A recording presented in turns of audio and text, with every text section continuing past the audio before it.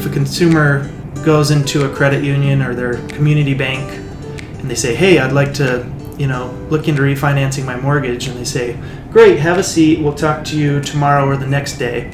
That's not going to go over well. They're going to walk right out the door. Good morning, insiders. This is Louis Zitting with your mortgage market update for the week. So we are seeing a little bit of a change in a trend in these last couple weeks. In the previous weeks, we've seen there's very much a trend towards higher FICOs and higher loan balances as far as mortgage activity and applications.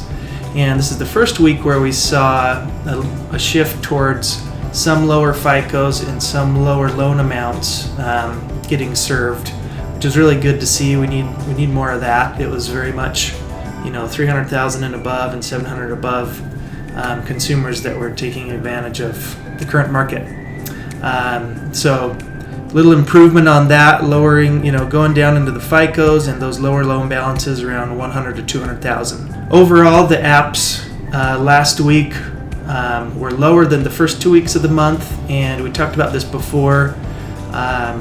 Consumer or originators are really at capacity, and so they've, towards the last 2 weeks of the month, they're really working on closing docs and getting things funded and whatever they need to get those loans closed by the end of the month. And then after the end of the month, that's when they can go back and talk to the people that have emailed them or called them. So this creates an opportunity for some and a problem for others because borrowers aren't necessarily in the market only the first 2 weeks of the month.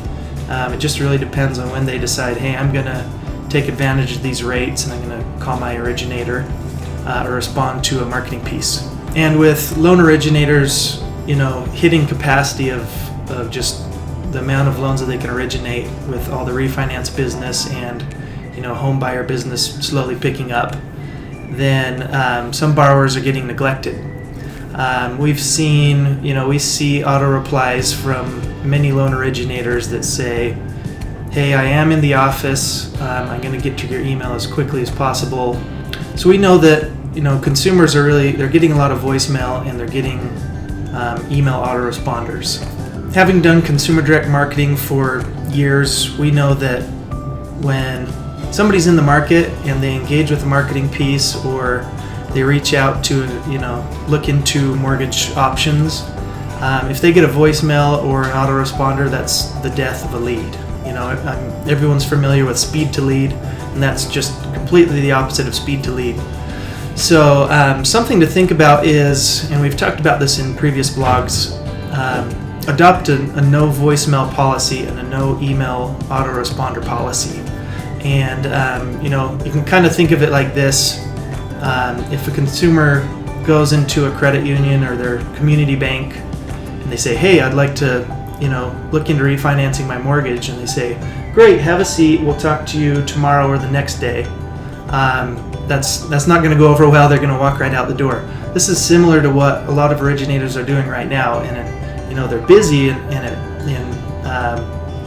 we can see why this is happening. But there's some other options.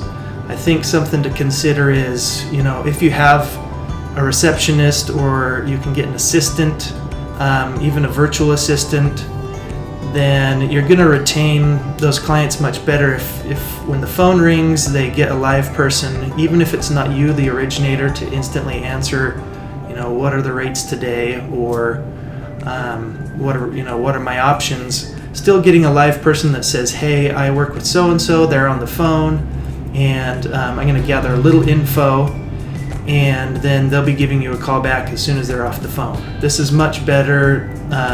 They're not going to feel neglected. They'll be much more receptive to getting that call back from you, and they'll just feel that they've been served. Another good thing to consider is with that virtual receptionist or with your own receptionist or assistant, have them gather the basic info, contact info, what's a good time for them to call you back once they're off the phone with the current client, and then shoot them an email from that originator's email address, and make sure in the signature you've got the phone number that the originator is going to call from. And the reason that this is important is that people get so many spam calls now that if they see a call from a random number, they're probably not going to take that call.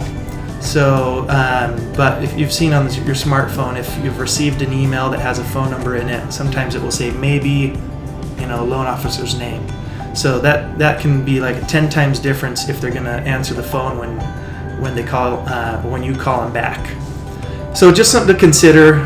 Think about a no voicemail policy for yourself, as well as a no email autoresponder policy.